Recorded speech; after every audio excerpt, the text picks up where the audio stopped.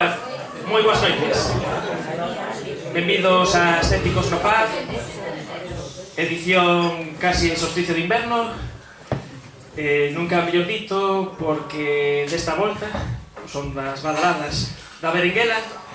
Imos falar de arqueoastronomía. Contamos con César González, que é investigador do ICIPIT, o Instituto de Ciencias do Patrimonio, do CSIC, presidente da Sociedade Europea de Astronomía na Cultura, e, bueno, pois nos vai iniciar neste mundo de que relación ten a astronomía coa arqueoloxía. Como ben sabedes, Escépticos no Paz é unha iniciativa na que cada mes temos charlas de divulgación sobre escepticismo, diversos temas, que podemos facer grazas a xente do Arias Nunes, do Círculo Escéptico, ARP, Sociedade pro Avance do Pensamento Crítico, a Casa Comercial Costolla e Divulgación. E nada, sen máis, César de todos. Moitas gracias. Bien, muchas gracias.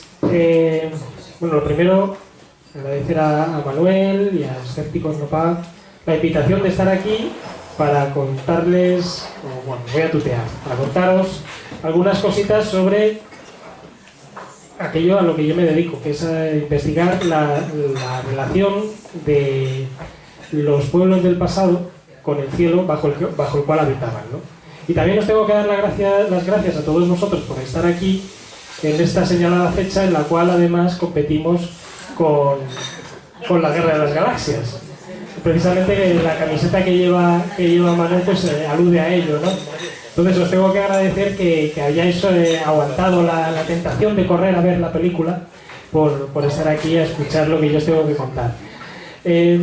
Además, me gusta empezar con esto porque precisamente uno de los protagonistas, no de esta película, sino de películas anteriores, pues muchas veces cuando hablamos sobre arqueoastronomía puede venirnos a la idea, a la mente, pues el personaje que hizo precisamente casi como un divertimento entre película y película de Star Wars, precisamente Indiana Jones. O sea, Harrison Ford, pues a lo mejor se nos ocurre precisamente esta escena que estamos viendo aquí, en la cual pues entra en este recinto en el cual hay una maqueta de una ciudad. Entonces a lo mejor nos podemos imaginar que un arqueoastrónomo es algo como esto, o sea, que vamos así vestidos con este turbante, con este callado, con una especie de aparato extraño arriba, y que nos metemos por ahí a ver si vemos algún efecto de luz, mientras miramos maravillados pues los restos arqueológicos en los cuales estamos, ¿no? Bueno, pues siento romper la magia del momento, pero no. Como podéis ver, yo no soy Harrison Ford y no nos quedamos pues a ver estas cosas la mayor parte de las veces que hacemos el trabajo de campo, ¿no? Lo que sí que se nos queda muchas veces es la cara de tontos que va a poner Harrison Ford ahora cuando vea el flashazo de luz. Obviamente estos flashazos de luz nunca ocurren en la realidad, pero esa cara de tonto se nos queda a todos cuando vemos algunas de las cosas que vemos en algunos de los restos arqueológicos que os voy a mostrar hoy esta noche aquí. Entonces, antes de comenzar, pues lo que sí que me gustaría mostraros es cómo es en realidad el trabajo de campo. No vamos con turbantes, nos vamos vestidos con ropa estrafalaria, pero lo que intentamos hacer por lo menos es colaborar, hablar, dialogar, intercambiar muchas veces nuestros resultados con los arqueólogos. Aunque aquí les esté dando la espalda, no estoy peleado con ellos, sino que aquí los arqueólogos, estas dos personas de aquí, están haciendo su trabajo. Muchas veces ellos están mirando al suelo, porque es su trabajo, mirar los restos arqueológicos que están ahí, y yo estoy mirando, parece que estoy medio tonto, ¿no? Mirando a cualquier otro sitio menos a donde están mirando ellos. Bueno, pues yo estoy mirando cómo está ese resto arqueológico dispuesto con respecto al paisaje, y sobre todo viendo por dónde salen, por dónde se ponen ciertos astros, ¿no? Que es lo que iremos viendo a lo largo de esta charla. Pues bien, cuando hablamos de astronomía en la cultura, ¿por qué no empezar precisamente con nuestra propia cultura, ¿no? Con la cultura occidental?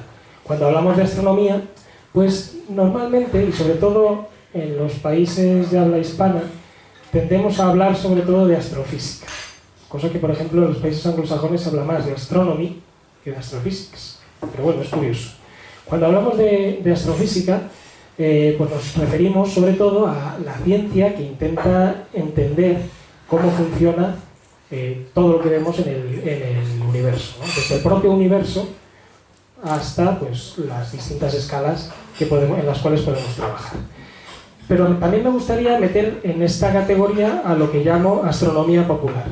Y aquí he puesto unas personas mirando con un telescopio por la noche. No quiere decir que los astrónomos aficionados sea astronomía popular. Yo más bien los considero que hacen astrofísica más que astronomía popular. En un momento espero que quede claro, ¿no? lo que quiero decir con este término. Pero lo que sí que creo que puede quedar claro y en lo que muy probablemente todos estaremos de acuerdo es que la astronomía llama muchísimo la atención hoy en día. Es algo que en el momento en que hay un nuevo planeta extrasolar que tiene una masa muy parecida a la de la Tierra o que está en una zona muy parecida a la nuestra con respecto al Sol o se encuentran cualquier tipo de características, pues siempre salen las noticias y llaman mucho la atención. O por ejemplo cuando tenemos las ondas gravitacionales que confirman una de las últimas predicciones hechas por Einstein que quedaban por verificar, pues también llaman muchísimo la atención, ¿no? De alguna manera la astrofísica, otra de las cosas que nos proporciona es un método para poder visualizar todo nuestro universo. Es decir, nos permite construir un modelo de nuestro propio universo, que nosotros podamos entender de alguna manera. Vale, pues aquí lo que vemos es precisamente eso, una simulación que lo que hace es tomar nuestros conocimientos sobre el universo y evolucionar esos conocimientos con el tiempo para ir viendo cómo se van formando las galaxias dentro de una de las cuales nosotros vivimos. Bueno, pues esta capacidad de la astronomía de generar modelos, de generar explicaciones sobre todo lo que nos rodea y sobre lo que nosotros podemos ver, precisamente no es algo único y exclusivo de nuestra cultura, sino que ha estado ahí a lo largo de toda nuestra historia. Y es algo que me gustaría también mencionar a lo largo de esta charla, ¿no? Esta capacidad de evocar y de construir explicaciones de todo lo que nos rodea. Entonces, así, la astrofísica, como digo, pues es esta parte que nos explica cómo, o intenta explicar más bien, cómo es todo lo que nos rodea. Pero entonces, ¿qué es esa astronomía popular? Bueno, pues esa astronomía popular, por ejemplo, es todo eso que le llama la atención a la gente cuando de repente hay un eclipse, hay una lluvia de estrellas, como ocurre estos días, hay cualquier evento astronómico que nos llama mucho la atención. Por ejemplo, una de estas superlunas que ahora se venden mucho, ¿no? Pues todo esto llama mucho la atención a la gente en general. Por ejemplo, esto que vemos aquí, en esta parte de aquí, es algo que ocurre en Manhattan todos los años, 2 veces al año. Todos los años, 2 veces al año, el sol se pone alineado con las calles de Manhattan. No hay ninguna magia aquí, simplemente como son calles que están dispuestas en una trama ortogonal, pues algunas de ellas han coincidido que están mirando hacia la puesta del sol 2 veces al año. Lo interesante es que si nosotros vamos ahora a buscar, por ejemplo, en el diccionario Oxford, existe un término que se llama Manhattan Hedge, que es precisamente intentar describir esto de aquí. Es decir, es la puesta de sol que se alinea con las calles de Manhattan. En esos días hay 3 o 4 calles en Manhattan que se bloquean al tráfico, se llenan de gente intentando ver este fenómeno. Es decir, a la gente le llama muchísimo todavía la atención todos estos eventos astronómicos, simplemente, en este caso probablemente, por la diversión de poder verlo, por la sensación, por la vivencia de estar delante de algo que puede ser más o menos interesante. Todo esto permea también, por ejemplo, a la cultura popular en el sentido de que aparecen películas, novelas, obras de arte que están relacionadas de alguna manera con la astronomía. Una de estas películas, y es la que voy a utilizar a continuación, se basa en un libro que utiliza una parte muy pequeñita para darle un hilo prácticamente al resto de la historia.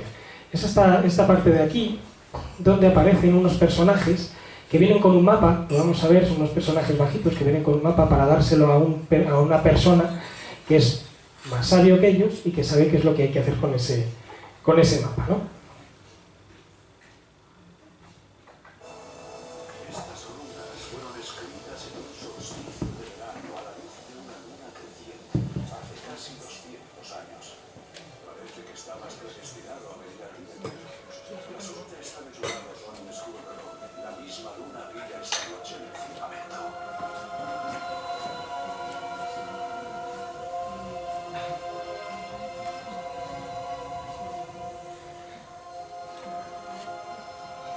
Bueno, mientras ellos están aquí mirando cómo aparecen las runas y demás, nos ha hablado Elrond del solsticio de verano, de una luna creciente, de que la misma luna brilla hoy en el cielo y este pergamino se escribió hace casi 200 años. Bien, ¿qué nos quiere decir todo esto, ¿no? ¿Qué es esto de un solsticio? ¿Qué es esto de una luna creciente? Todos a lo mejor lo sabemos, pero me gustaría incidir un poquito más sobre ello. Aquí lo que vamos a ver es qué es lo que hace el Sol a lo largo del año cuando nosotros lo vemos. Por ejemplo, si solamente abrimos los ojos a la hora de la salida del Sol. Imaginaos que solamente abrís los ojos justo cuando está saliendo el Sol y no los volvéis a cerrar y no los abrís hasta el día siguiente cuando vuelve a salir el Sol. ¿Dónde vamos a ver qué es lo que vamos a ver que hace el Sol? Bueno, pues vamos a ver que hace lo siguiente. Aquí veis que el Sol todos los días haría esto, saldría y se pondría, pero nosotros lo que estamos viendo es que hace un movimiento pendular. Todos los días va moviéndose por donde sale. O sea, aquello de que el Sol sale por el este y se pone por el oeste es mentira, bueno, o es una verdad a medias, que solamente ocurre 2 días al año y con un poco de fortuna, ¿no? El resto del tiempo se está moviendo entre 2 puntos, digamos, extremos. Estos 2 puntos extremos es lo que conocemos como los solsticios. Solsticio quiere decir una palabra de latino que quiere decir el sol parado. ¿Por qué? Porque justo en esos días el Sol se para volver para atrás en su camino. Además es unos cuantos días en los cuales está prácticamente durante 3-4 días en el mismo punto en el horizonte. Bien, el punto más hacia el sur por el cual está saliendo sería el solsticio de invierno. Justo, como decíamos antes, estamos muy cerquita de ese solsticio de invierno, ¿no? El punto más hacia el norte es el solsticio de verano. Cuando vuelve al solsticio de invierno ha transcurrido un año. Bien, pues es la definición de año. Ya está. Con eso ya podemos hacer calendarios y podemos hacer un montón de cosas. Vale, hasta aquí lo que vamos a ver de movimientos sobre el Sol. Otra cosa es la Luna. La Luna todos vemos estos cuartos crecientes, menguantes, lunas llenas y demás. Simplemente porque gira alrededor de la Tierra y lo ilumina el Sol. Y una de estas ciclos de fases, pues aproximadamente son unos 29 días y medio. Digo aproximadamente porque no son exactamente, ¿no? Pero al mismo tiempo la Luna también hace este movimiento pendular en el horizonte, porque siempre está en relación con el Sol. Aquí lo que vamos a ver es este movimiento en las lunas llenas a lo largo de varios años. Y nos vamos a fijar que empieza en un extremo y va a llegar a otro extremo. Pero le pasa algo bastante curioso a estos extremos. Empieza aproximadamente por este punto y con el tiempo, al pasar los años, ese extremo se va metiendo hacia adentro. Es decir, tiene un máximo, un extremo máximo, y luego se va metiendo hasta que de repente empieza a rebotar aproximadamente por este punto y empieza otra vez a salir.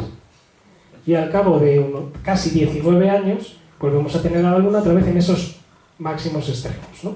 Entonces, la Luna es bastante complicada en todos estos movimientos, pero también nos sirve entonces pues, para calcular ciclos, para hacer todo este tipo de historias, ¿no? Que las gentes a lo largo de todas las culturas en la Tierra y prácticamente a lo largo de todas las épocas, pues han utilizado el Sol, la Luna, las estrellas para computar, por ejemplo, el tiempo en calendarios, ¿no? Pero el título de la charla parecía esto, de cómo ayuda la astronomía o la astrofísica a la arqueología. Pues bien, una de las formas en que puede ayudar la arqueología, la astronomía a la arqueología, por ejemplo, es para intentar datar ciertos eventos, ciertos restos arqueológicos o ciertas estructuras, por ejemplo. ¿Cómo? Bueno, pues una de las cosas que se ha venido utilizando y que todavía se utilizan son los eclipses. Por ejemplo, imaginémonos este escrito que nos menciona Heródoto sobre la guerra entre los medos y los lidios, en el cual nos dice que estuvieron durante 6 años peleando y en la última batalla se paró porque ocurrió algo en el cielo, el día cambió y se mutó en noche repentinamente. Este evento, este eclipse, había sido predicho por Tales de Mileto. Entonces nosotros podemos, con los conocimientos que tenemos ahora, intentar ver cuándo pudo ser esto, cuándo pudo verse ese eclipse total de Sol en esa zona. Y viendo los distintos ciclos de los eclipses y demás, podemos ver que en esa zona el eclipse que coincidiría sería este del 585 a.C. No he leído mal, simplemente es porque aquí se está contando un año como año cero. El año cero no existe, simplemente a la hora de computar este tipo de cálculos se mete un año más, ¿no? Entonces, con esto podríamos datar de forma bastante precisa. Fijaos que casi podemos dar hasta la hora. Bueno, esto ya es hilar demasiado fino, ¿no? En la cual ocurriría este evento que, por ejemplo, Heródoto nos ha mencionado.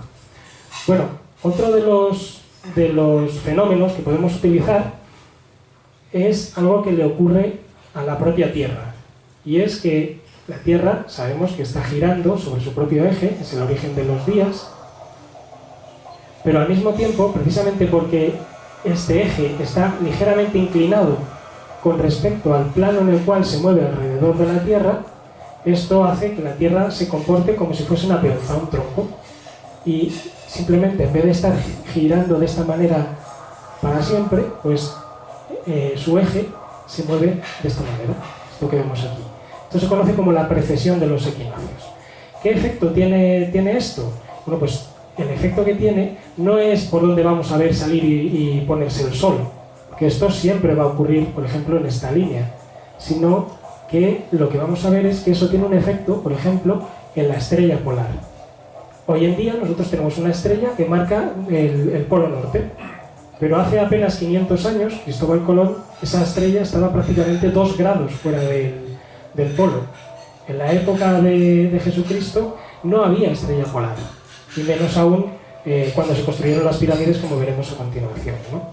También eso se ve pues, en que las fechas en las cuales vemos el Sol contra algunas de las estrellas de las constelaciones del zodiaco, pues también van cambiando con los años, ¿no? Y ese ciclo, como digo, pues son unos 26.000 años, con lo cual pues podemos ir viendo cómo van cambiando todas estas cosas. ¿Cómo lo podemos utilizar esto para fechar ciertos elementos? Bueno, pues nos vamos a ir en un viaje sideral con la nave, con el halcón milenario, a las pirámides de Egipto, ¿no? ¿Por qué a las pirámides? Bueno, las pirámides, cuando nosotros hablamos de las pirámides, muchas veces pensamos que solamente hay 3. Hay más de 100 pirámides en todo Egipto, construidas sobre todo en el Reino Antiguo y en el Reino Medio. La primera sería esta, la pirámide escalonada de Zoser, pero como digo, en la zona de las necrópolis de Menfis, pues hay una gran cantidad de ellas. Pero sobre todo nos vamos a quedar con unas cuantas, con las primeras pirámides verdaderas que se construyen a finales de la cuarta dinastía del Reino Antiguo. La primera sería, por ejemplo, la pirámide de Huni, la primera pirámide que sería construida con los lados perfectamente lisos, y las otras pirámides construidas por Snefru, por Keops, por Kefren. Cuando nosotros nos vamos a un manual de egiptología y miramos qué nos dicen sobre las pirámides y sobre su orientación, bueno, están mirando hacia el levante, hacia el este, están abiertas hacia el este, perfecto. Pero luego además nos dicen que están muy bien orientadas con respecto a los puntos cardinales. ¿Pero cuán bien orientadas? Bueno, pues esto aparece en estos diagramas que vemos aquí. Estas son las pirámides con las que me voy a quedar, con estas que vemos aquí, con estas 8 pirámides a finales del imperio del Reino Nuevo, de la cuarta dinastía. Estas 8 pirámides, como vemos, se desvían con respecto al norte apenas unos minutos de arco. Para que nos hagamos una idea, si ponemos el dedo gordo delante de nosotros, es aproximadamente 1 grado. La mitad sería el diámetro solar, que es medio grado. Bueno, pues dividid eso en 30 partes y tenéis esto de aquí. Es decir, la desviación con respecto de las pirámides, con respecto al norte, es muy pequeña. La precisión es bastante buena. Vale, pero además de eso, lo que viene a decir este diagrama es que parece haber una sistemática con el tiempo. Es decir, si yo pongo las pirámides más o menos con la cronología que pensamos que tienen, y las dispongo en este diagrama con la desviación, lo que puedo ver es que parece que en un momento dado se desvían un poquito más hacia el oeste del norte, que con el tiempo se van ajustando más hacia el norte y luego se van desviando otra vez hacia el este. ¿Cómo puedo hacer esto? ¿Cómo puedo conseguir una orientación de las pirámides de esta manera para que tengan esta sistemática con el tiempo? Bueno, las pirámides, dentro de ellas se sabe que la religión egipcia es una religión fundamentalmente solar, entonces podrían haber utilizado el sol para esto. Bien, pues si nosotros utilizamos, por ejemplo, sombras o las salidas opuestas del sol, no vamos a conseguir esta sistemática con el tiempo. Bueno, ¿y qué pasa con las estrellas? Bueno, pues con las estrellas a lo mejor podríamos idear un sistema de este tipo, ¿no? En el cual tenemos un muro y vemos salir y ponerse las estrellas, pues nos fijamos en una misma estrella a lo largo de la noche, por dónde sale, por dónde se pone, trazamos la bisectriz y con esto tenemos una línea norte-sur perfecta. Bueno, pues con esto tampoco consigo una sistemática. Entonces, ¿qué podemos hacer? Bueno, pues podemos leer lo que nos decían los propios egipcios, que sabían escribir y nosotros sabemos leer estos jeroglíficos, ¿no? Sobre todo a partir de algunas pirámides en las cuales sí que hay textos dentro de ellas y nos mencionan que una de las cosas que tiene, para las cuales se construye estas pirámides, es para que el alma del faraón se dirija hacia las estrellas imperecederas. Serían estas que vienen aquí mencionadas. ¿Y qué son esas estrellas imperecederas? Son las estrellas circumpolares. Son las estrellas que ni salen ni se ponen a lo largo de la noche porque están dando vueltas alrededor del polo. Entre ellas, estas 7 de aquí, que serían la constelación de Meskhetiu, nuestra constelación del Carro o de la Osa Mayor actual, ¿no? Ella era una de las constelaciones que formaban parte de estas estrellas imperecederas. Nosotros actualmente utilizamos un método, bueno, más o menos efectivo para encontrar el norte. Cogemos las 2 estrellas delanteras del Carro, proyectamos y encontramos la estrella polar. Pero fijaos, hace 4.500 años la estrella polar no estaba en el polo. Sin embargo, las otras 2 estrellas de la parte del Carro, Phecda y Megrez, sí que podrían estar apuntando hacia el polo. De forma que si yo a lo largo de la noche voy viendo que estas estrellas se están moviendo, en el momento en que las vea perpendiculares al suelo, por ejemplo disponiendo unas estacas o algo así, puedo ver una línea perfecta hacia el norte, o aproximadamente, porque esto sí que está afectado por este movimiento de precesión de la Tierra. De esta manera sí que podría conseguir en las pirámides que éstas se vayan desplazando su orientación con el tiempo. Y de esta manera además puedo intentar fecharlas con bastante buen tino, porque además coincide bastante bien con lo que los egiptólogos han podido derivar por otros métodos. Si no, tendríamos un problema bastante gordo. Con lo cual una cosa refuerza a la otra, ¿no? Bien, hasta aquí la precisión de los equinoccios, pero la Tierra todavía sigue moviéndose debajo de nuestros pies de otras maneras. Por ejemplo, aquí lo que vamos a ver es la variación que sufre el eje de inclinación de la Tierra. Y lo vamos a ver con otro vídeo en el cual, a ver si funciona. Sí. Vamos a ver esto que os decía antes de un trompo, una peonza, ¿no? Pero en vez de con una peonza pequeñita, lo vamos a ver con un giróscopo bastante grande. Imaginaos que este señor está dando vueltas a la Tierra. Bueno, la Tierra está dando vueltas, ¿vale? Perfecto. Pues ahí se queda dando sus vueltecitas, perfecta. Pero como hemos dicho, su eje está inclinado ligeramente, unos 23 grados y medio, con respecto al plano en el cual se mueve alrededor de la Tierra. Bueno, pues en ese momento que nosotros lo inclinamos, esto empieza a precesar. Simplemente es un fenómeno de conservación del momento angular. Y si le damos un pequeño toque al eje, bueno, pues el eje empieza a cabecear. Este cabeceo en la Tierra también se observa y es aproximadamente periódico, en un periodo de unos 40.000 años, y oscila entre 22 grados y medio y unos 24 grados y un poquito más, ¿no? Entonces, si yo pudiera de alguna manera correlar ciertas orientaciones con estos momentos, también podría fechar algunos momentos. Bueno, pues esto lo hizo este señor a finales del siglo XIX, se le ocurrió a él. Este señor era Sir Norman Lockyer, fue el primer editor de la revista Nature, esta en la cual los científicos se mueren por publicar. Fue el descubridor del helio en el Sol, o sea, era el además astrónomo real británico, o sea, que no era un mindundi, vamos, que era un señor bastante respetado en su época, ¿no? Pues él intentó fechar, por ejemplo, Stonehenge utilizando este método, y también intentó fechar el gran templo de Amón en Karnak utilizando este método. El problema de este método es que si no tienes en cuenta los restos, el estado de conservación de estos restos, a poco que te desvíes, esa pequeña desviación hace que te vayas miles de años, con lo cual no es un método muy preciso para sacar fechas útiles para los arqueólogos, y por ello, por ejemplo, pues cayó bastante en desuso. Todavía en algunos casos alguien lo intenta utilizar, pero ya cada vez menos, ¿no? Esto me lleva a las Islas Británicas. Ya que estamos allí, vamos a visitar un sitio que está en el norte de las Islas Británicas, en Escocia, en Balocroy.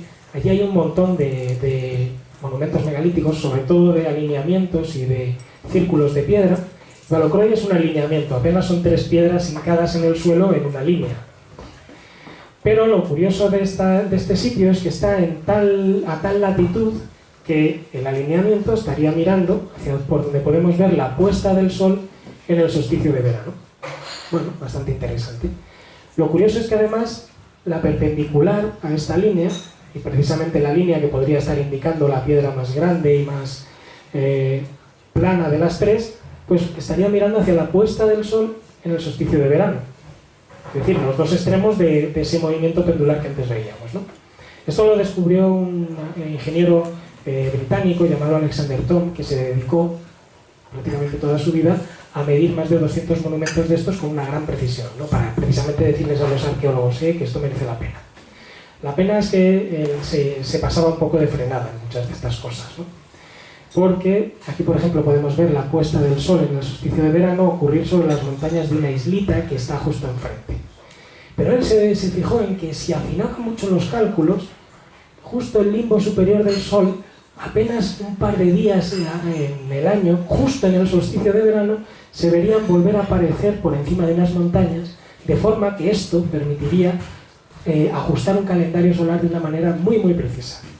Pues de aquí saltar a que esto es un observatorio es un salto obvio. El problema con esto es que estamos trasladando prácticamente 6.000 años al pasado un concepto que no tiene apenas unos cientos de años. Es decir, esto no puede ser un observatorio, entre otras cosas porque aquí no se están teniendo en cuenta, por ejemplo, efectos de refracción de la atmósfera, efectos de inconmensurabilidad del año con el día, es decir, el sol no se va a ver todos los años ponerse por ese punto, sino que va a variar ligeramente, haciendo que esto no sea para nada preciso ni un método para poder determinar un calendario.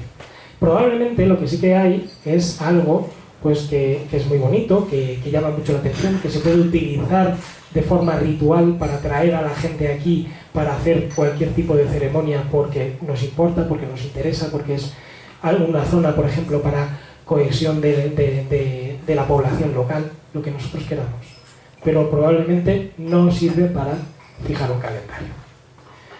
Como digo, un observatorio tendría más sentido pues en esta época en la cual pues empezamos a hacer la revolución científica. Pues si la tiramos muy hacia atrás, tal vez podríamos llegar al observatorio de Tycho Brahe en Uraniaburgo, pero tirándolo mucho para atrás, ¿no? Lo curioso es que en esta época la astronomía, además de servir pues, para explicar el mundo, como decimos que hace ahora, o para crear modelos, etc., también servía para situarnos en el planeta.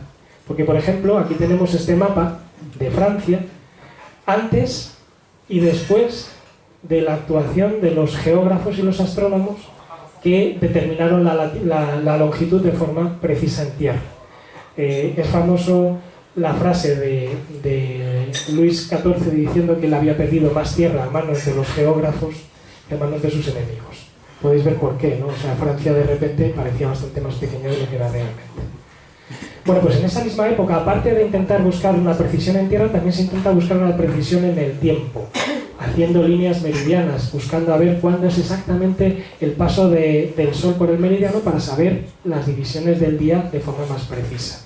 Y esto se hace, por ejemplo, haciendo pequeñas aperturas en las iglesias, poniendo líneas para saber dónde está esa línea meridiana, cuándo pasa justo el Sol por ahí, ¿no? Y esto ocurre en las iglesias, pero al mismo tiempo que estamos usando la astronomía de esta forma tan práctica, se utiliza la astronomía de una forma mucho más relacionada con la religión. Como todos sabéis, bueno, esto que veis aquí es la Catedral de Santiago, el plano de la Catedral de Santiago. Una de las cosas interesantes de la Catedral de Santiago es su orientación. Su orientación es hacia la salida del Sol el 25 de marzo en la fecha de construcción. Y esto nos quiere decir algo. Bueno, el 25 de marzo es una fiesta bastante importante, una fiesta cristiana bastante importante, la fiesta de la Anunciación. Pero es que además era la fiesta original del martirio de Santiago. No es el 25 de julio. El 25 de julio se celebra cuando se le trajo aquí a Compostela. ¿De acuerdo? Esta fiesta, entonces, era importante también ponerla en la propia catedral. Pero la cosa es que justo en esta época que hemos dicho, de cuando ocurrían todas estas cosas dentro de las catedrales y con los mapas de Luis XIV, pues empieza a hacer la reforma barroca de la propia catedral. Y si nos fijamos, cuando estamos dentro de donde está el camarín del santo, cuando vamos a darle el abrazo, lo que podríamos ver mirando hacia el obradoiro es esto que vemos aquí. Vemos la fachada románica, que se ha desmontado el rosetón, y detrás las ventanas de la fachada del obradoiro. Bueno, pues estas ventanas están dispuestas de tal manera que el Sol entra por aquí el día 25 de marzo en la puesta, iluminando al santo, precisamente en ese día. Obviamente también lo hace en septiembre, pero en septiembre no tenemos una fiesta relacionada con este santo, ¿no? Esto lo pudimos ver hasta el año pasado, porque ahora mismo con los andamios que tenemos ahí delante no se puede ver nada, ¿no? Pero imaginaos en este momento, en el siglo XVII, el siglo XVIII, la entrada en la catedral, en un día solemne, con todo el botafumeiro allí echando incienso, con lo cual un rayo de luz se vería todavía mucho mejor. Todo con la música de los órganos a tope. Bueno, las sensaciones del peregrino entrando allí tenían que ser alucinantes. Es decir, es una explotación de un fenómeno astronómico para realzar una vivencia desde el punto de vista religioso. Bueno, pues esto, que todavía hoy en día, cuando limpien del todo la fachada, se podrá ver. Yo os invito a que vayáis el próximo 25 de marzo, que probablemente ahí estará ya limpia la fachada y se podrá ver. Pues esto no era original tampoco ni de aquí ni de este momento. Nos vamos a ir unos 1500 años antes, a Oriente Próximo, a esta zona, en la cual, pues, en este momento, en el cambio de era, aparece un reino, el reino de los nabateos. Estas gentes eran de raigambre árabe, eran árabes, que probablemente antes habían sido nómadas, beduinos, en el desierto de Arabia, que en un momento dado, hacia el siglo III, siglo II a.C., se establecen en esta zona del norte de la península, controlando de esta manera el final de las rutas caravaneras que llevan el incienso, mira, el incienso que podemos utilizar en la catedral, ¿no? Las rutas que llevaban el incienso hacia los puertos del Mediterráneo. De esta manera construyen un reino rico, próspero, que controla el final de esas rutas, ¿no? Construyen un montón de templos en ese espacio, en ese país. Templos como Khirbet Tarim, este que veis aquí, que está siendo actualmente reconstruido, o Khirbet Tanur, que está en la cima de esta montaña, donde pues, se han encontrado, actualmente está bastante arrasado el sitio, pero se encontraron hace tiempo una gran cantidad de decoraciones pertenecientes a este templo, de elementos que tenían que ver con la astronomía, desde imágenes relacionadas con los planetas, con los signos del zodiaco, y por ejemplo, esto que veis aquí, que es pues, una estela, en la cual aparece una diosa Tique, relacionada con la luna y con el zodiaco. Todo esto, y otros elementos que iré desgranando ahora en un momento, nos hablan de una religión que tiene una componente astral bastante fuerte. Bueno, pues también, por ejemplo, estuvimos en algunos templos que están en el Wadi Rum, en el sitio donde se grabó Lawrence de Arabia, es un sitio precioso, pues hay también templos nabateos. Pero obviamente la joya de la corona era Petra, la capital, con su gran cantidad de fachadas esculpidas en la roca, la mayor parte de ellas probablemente eran tumbas, pero también tenemos posibles bien cenotafios o bien templos. ¿Cómo eran estas divinidades nabateas? Tenían varios dioses, pero sobre todo tenían una tríada, 3 dioses principales. Los dioses los solían representar, bueno, estos que veis aquí serían la pareja principal, pero no aparecieron representados así hasta que los conquistan los romanos, en el siglo II después de Cristo, ¿no? Antes los representan de esta manera, como vetidos, como piedras anicónicas. A lo mejor alguna de ellas llegaba a tener un par de ojos, sobre todo los de la diosa Alat, que veremos en un momento.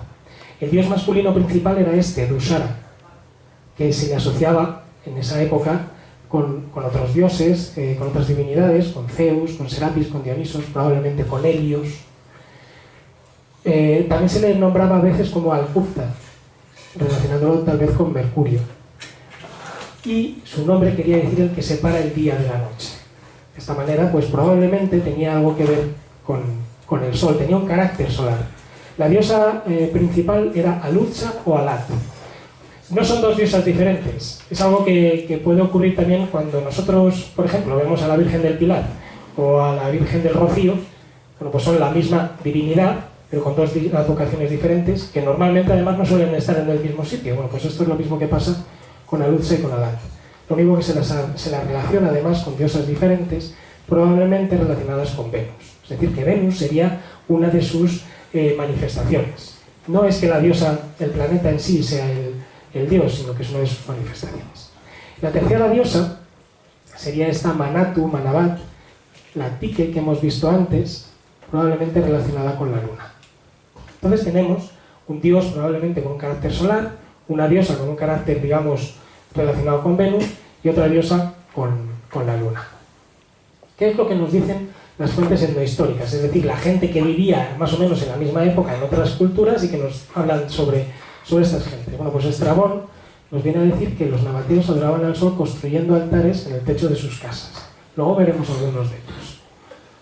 Luciano de Samosata habla de que el festival más grande lo celebraban en el día que abre la primavera, probablemente entonces cerca del equinoccio de primavera. Procopio, también más o menos en la misma época, nos habla de que la época del equinoccio de primavera era importante para ellos y para sus dioses. Y se juntaban 2 veces al año en estos sitios, ¿no? Una en el equinoccio de primavera y otra en el solsticio de verano. Y además es importante la luna nueva. Esto ya nos empieza a sonar, porque en toda la zona, en todo el Levante, lo normal es tener calendarios en esta época de tipo lunar, es decir, se comienza el mes con la luna nueva, pero que se van renovando cada cierto tiempo para que en determinadas lunas me coincida, por ejemplo, el equinoccio o el solsticio. De esta manera lo tengo que ir ajustando de una forma que meta meses cada cierto tiempo para que no se me descuadren los calendarios, ¿no? San Jerónimo pues también nos llega a hablar de estas gentes, hablando de que hay un templo de Venus a la cual asocian con la estrella de la mañana. O Epifanio de Salamina, que es de esta misma zona, habla de que en Petra adoran a una diosa, a la Virgen. Él lo ve desde la óptica cristiana, porque ella es cristiano, en el cual pues algo pasa, que nace un niño precisamente en la época de la Epifanía, es decir, cerca del solsticio de invierno. Bien, esta Virgen muy probablemente nos está hablando de Alucha, mientras que el niño al que da a luz es Dusares. Su propio marido es al mismo tiempo su hijo. En el siglo IV pues nos dicen que las tribus pues también hacen allí una serie de peregrinaciones y de lo que podríamos decir ahora romerías, ¿no?, en ciertas épocas. Bien, hasta aquí lo que nos dicen otras gentes. ¿Qué nos dicen los propios nabateos? Bueno, pues viendo las fuentes epigráficas, lo que ellos escribieron, por ejemplo, en estas rocas, nos tenemos que ir sobre todo a Egra. Egra es la capital del sur de los nabateos. Desgraciadamente todavía no hemos podido hacer trabajo de campo allí porque está en el norte de Arabia Saudita. Todavía no tenemos los permisos para poder ir allí, pero esperamos poder ir en un futuro no demasiado lejano. Pero el caso es que sí que hay una serie de inscripciones que podemos leer y traducir, en los cuales se mencionan los meses en los cuales se abría esa tumba. No es que se hiciese ese día, sino que de alguna manera se abría ritualmente en determinados momentos. Entonces podemos mirar en estas inscripciones y ver qué meses se mencionan. Y podemos ver que el más mencionado de todos es Nisan. Nisan es el mes en el cual, por ejemplo, en el calendario babilónico, coincidía con el comienzo del año. Muy probablemente también comenzaría el año en el calendario nabateo hacia Nisan. Es el mes lunar que al mismo tiempo contiene al equinoccio de primavera. Lo que mismo que nos decían las fuentes etnohistóricas, ¿no? Bueno, ¿cómo se relaciona todo esto con los templos? Bueno, pues una de las cosas que hace la arqueoastronomía es empaparse bien de todo esto que os he estado contando y ahora ir a los sitios o buscar cómo son las orientaciones de estos templos. ¿Tienen que ver con esto que nos dicen las fuentes o están haciendo algo completamente diferente? Para eso pues fuimos a medir todas estas orientaciones. Por ejemplo, veis uno de estos templos en lo alto de Petra. Obviamente donde más pudimos medir fue en Petra, la propia Petra. En algunos de los sitios pues era bastante complicado poder llegar, os lo puedo asegurar. Y uno cuando hace las medidas pues se encuentra con algo como esto y al principio puedes decir, vaya Petraza. Estás mirando para cualquier punto del horizonte y no hay nada. Bueno, pues si no hay nada, no hay nada. Pero el problema es que cuando uno mira a los datos de esta manera no está teniendo en cuenta la altura del horizonte. Y Petra está metida en un valle bastante profundo. Cuando tenemos en cuenta la altura de esas montañas, lo que nos encontramos es algo como esto. Es un diagrama, un simple histograma en el cual lo que estamos viendo es dónde se concentran las orientaciones. Sobre todo estamos viendo que se concentran en torno a este punto. Esto sería el equinoccio. Me da igual de primavera que de otoño. Entonces, la mayor parte de los templos están orientados hacia la fiesta principal de los nabateos. Además existen también concentraciones bastante prominentes en los dos solsticios. ¿Qué nos quiere decir esto? ¿Lo podemos relacionar con algo? Bueno, pues por ejemplo, este es el templo principal de Petra. Esto que vemos aquí es el templo de los leones alados. Probablemente donde se rendía culto a la diosa Alucha, a esta diosa que hemos visto que era la diosa principal. Una de sus... se llama de los leones alados porque uno de sus animales totémicos era el león, como veremos también a continuación. Bueno, pues la orientación de este templo es hacia la puesta de la estrella Canopo. La estrella Canopo es la segunda estrella más brillante del cielo. Es una estrella que todavía hoy en día los beduinos utilizan para guiarse, para navegar por el propio desierto en la península de Arabia. Pero es que además tenemos otro templo preislámico en la propia península arábiga que tiene una orientación muy similar, en este caso hacia la salida de la misma estrella. Y también tenemos movimientos que realiza la gente todavía alrededor de este templo que nos comentaban las fuentes etnohistóricas que se hacían en este sitio. Con lo cual vemos que la cosa pues, no es tan loca como podemos pensar en un principio, ¿no? Lo que nos pareció muy interesante también es que este templo de los leones alados podría estar en relación con toda una ruta profesional de subida al sitio que consideramos el más importante de todos dentro de forma habitual en Petra, el sitio de Ateir. Imaginaos a la salida, a la mañana del solsticio de invierno, de estos 2 o 3 días del solsticio de invierno, salir del templo de los leones alados en el momento en que se pone la estrella Canopo en el horizonte, empezar a subir por esta vía procesional que estamos viendo por aquí, excavada en la roca, para llegar a este sitio, el Triclinio de los Leones, un sitio en el cual tenemos una puerta flanqueada por 2 leones, con un betilo dedicado a la diosa Alat, y en el cual pues, hay este ventanuco, que bueno, que la propia erosión ha hecho que se rompiese con el dintel de la puerta, ¿no? Si lo reconstruimos y vemos allí el solsticio de invierno, lo que podemos ver es que el sol entra por ahí e ilumina el nicho donde tendría que estar la imagen de la divinidad, justo en este momento, en la salida del sol. En un momento además que, bueno, pues podríamos ver eso, una iconografía parecida a esto, ¿no? Los 2 leones flanqueando una imagen del dios, en este caso del dios Dushara, en un sitio relacionado con su madre mujer, la diosa Alat. Para terminar el día acabaríamos de ascender y llegar a Deir, a este sitio, al monasterio. Es la fachada más grande de toda Petra, porque para que os hagáis una idea, este de aquí soy yo, es bastante grande. Todo esto está trabajado, esculpido en la roca y rebajado, abriendo la roca para hacer el nicho que hay detrás, ¿no? Bueno, pues si nos fijamos en este nicho, en la época en la que esto fue un monasterio bizantino, los monjes intentaron borrar la imagen del betilo que aquí había. Todavía se puede adivinar. Es decir, la imagen de la divinidad estaba puesta aquí. Bueno, pues en este momento, en el solsticio de invierno, la puesta, lo que podríamos ver es la puesta del sol justo en este peñasco, echándole un poco de imaginación, si queréis, podríamos imaginarnos la cabeza de un león ahí, pero la cosa es que el sol no se queda ahí, sino que vuelve a salir e iluminar otra vez todo el nicho. Únicamente en esta época del año, únicamente en el solsticio de invierno, se ilumina este nicho, en otras épocas esto queda a oscuras, de forma que nos está evocando, pues de nuevo, ese renacer del dios Tusaras, el dios solar, a partir de su madre, la diosa Alat. Además, hay que fijarse que el nicho y todo lo que está excavado no está en eje con respecto a todo la fachada, sino que parece que está hecho deliberado.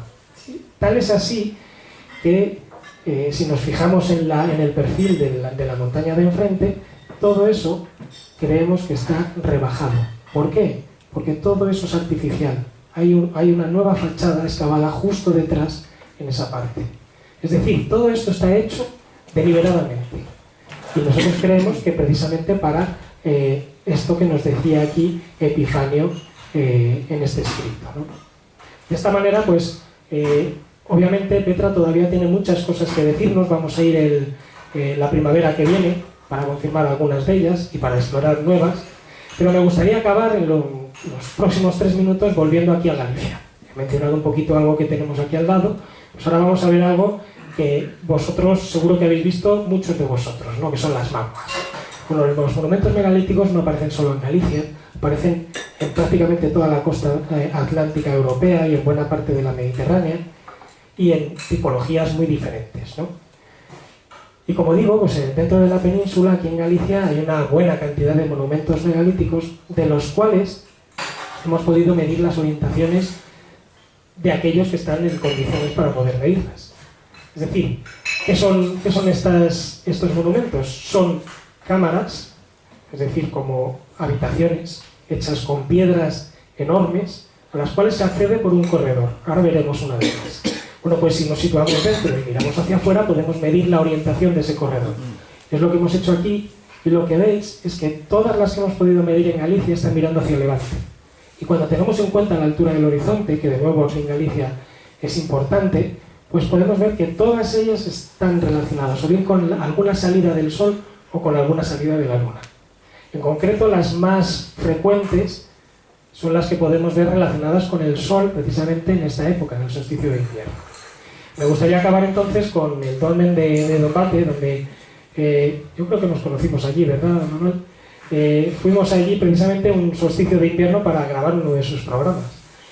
Este es el dolmen de Dombate. Como veis, es esta cámara megalítica que tiene un corredor de entrada, todo ello cubierto por un túmulo, y a mí me encantan estos idolillos que se fueron poniendo en esta laja de entrada, probablemente por la gente que iba a enterrar a sus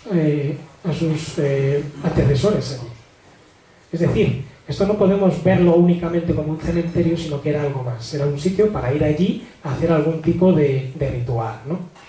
Vale, pues Dombate, este que hemos visto, no es el primer monumento que se hizo en ese sitio, sino que anterior hay un pequeño monumento, un monumento megalítico bastante más pequeño, que luego se cubre con el túmulo que soporta toda la estructura megalítica del Dombate actual, ¿no? Y dentro, lo más llamativo de todo, es todo el programa iconográfico que hay en la parte inferior de las piedras, tanto de la cámara como del corredor. Probablemente también había pinturas en la parte superior, pero se fueron perdiendo con el tiempo. Lo que sí que se ve en las partes superiores son los grabados. Es decir, estar ahí dentro es como estar en una capilla sistina de esta época. Pues bien, allí fuimos en el solsticio de invierno, porque este es de los que está mirando hacia la salida del sol en el solsticio de invierno, queriendo ver qué es lo que ocurría si estábamos desde allí dentro, ¿no? El problema es que tenemos esta piedra justo bloqueando la entrada del corredor. Esa piedra sabemos, por las excavaciones, que es una piedra que se pone en el momento de clausura, el momento en que ya no se usa más Dombate, se cierra y se clausura Dombate. Entonces, probablemente esta piedra no estaba allí o se bajaba en ciertos momentos del año. A nosotros no nos dieron permiso para bajarla. Entonces, no pudimos ver exactamente qué era lo que pasaba aquí con las pinturas. Entonces, lo que tuvimos que hacer fue un modelo tridimensional de Dombate, ponerlo en un modelo digital del terreno y meterlo en un programita de planetario para ver y echarle 5.000 años hacia atrás para ver qué era lo que pasaba si quitábamos esa piedra de la entrada. Esto es lo que vamos a ver aquí. Vamos a ver la salida del sol el día del solsticio de invierno.